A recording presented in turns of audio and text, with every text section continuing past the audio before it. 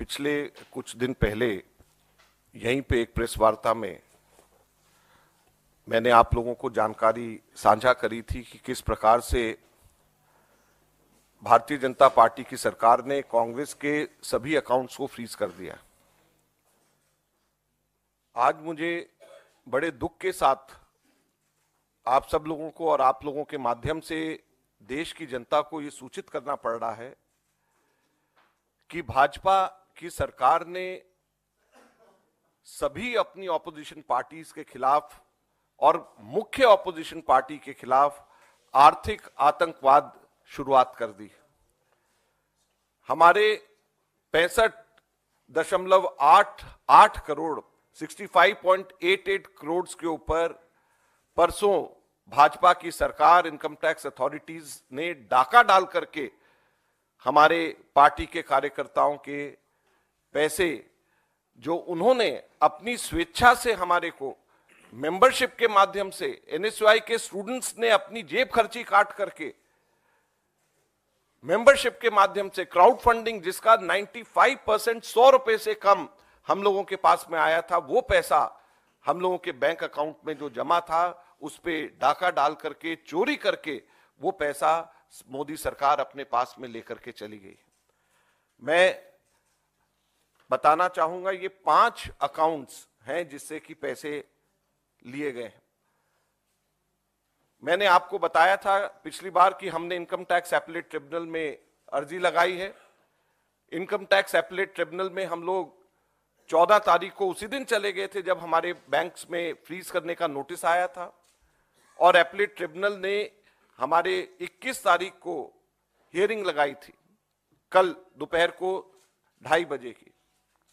उससे ठीक एक दिन पहले इनकम टैक्स के ऑफिसर्स बैंक में जा करके एक बैंक के ब्रांच में जा करके वहां पर धमकी दे करके मैनेजर्स को कि ये पैसा हम आपसे पर्सनली वसूल करेंगे अगर आपने हमारे को नहीं दिया, ऐसा कह करके उन्होंने 5 बैंक्स के ब्रांचेस से 65.88 करोड़ 65 करोड़ 88 लाख 81,474 रुपए उन्होंने इन बैंकों से वसूल कर लिए डिमांड ड्राफ्ट के माध्यम से, जिसमें इंडियन यूथ कांग्रेस के 4 करोड़ 20 लाख 35 हजार, एनएसयूआई के 1 करोड़ 43 लाख 98 हजार और बाकी लगभग 60 करोड़ रुपए कांग्रेस के एआईसीसी के अकाउंट जो bank of Baroda, union bank और पंजाब नेशनल बैंक में है, इन तीनों बैंक से ले लिए गए।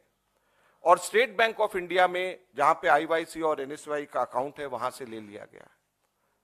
आप लोगों को मैं बताना चाहूंगा कि पॉलिटिकल पार्टीज इनकम टैक्स से एग्जेम्प्टेड होती हैं।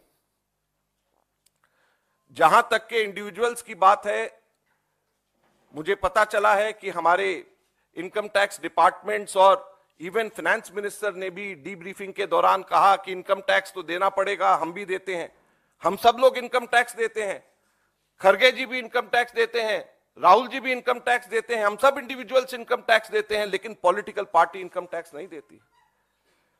अगर आपको कंपेयर करना है तो भारतीय राष्ट्रीय कांग्रेस को भाजपा से कंपेयर करिए, दूसरी नेशनल पार्टी से कंपेयर करिए। क्या भाजपा ने आज तक के कभी भी इनकम टैक्स दिया?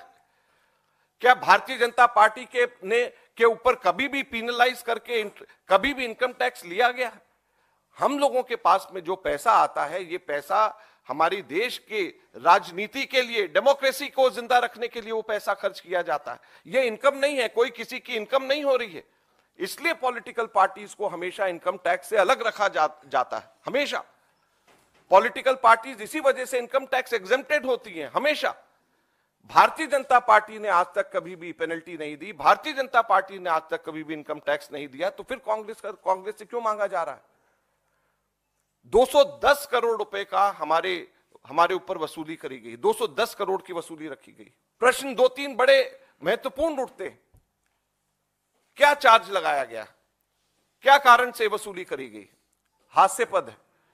एक चार्ज लगाया गया है कि कांग्रेस के पास में हम लोगों ने 142.83 करोड़ 142 करोड़ 83 लाख रुपए 2018-19 के अंदर कुल हमारे को सब लोगों ने मिल करके पैसे हमारे पास में आए कितने, 142 करोड़ 83 लाख, 142.83 करोड़।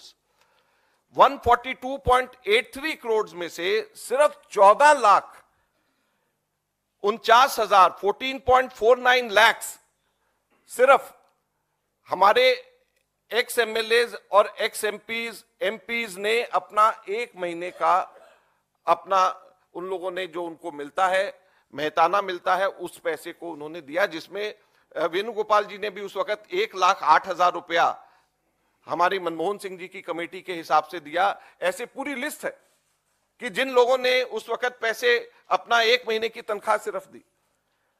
और 142.83 करोड़ में से सिर्फ 14 लाख रुपए कैश में आने की वजह से 210 करोड़ की पेनल्टी लगा दी गई।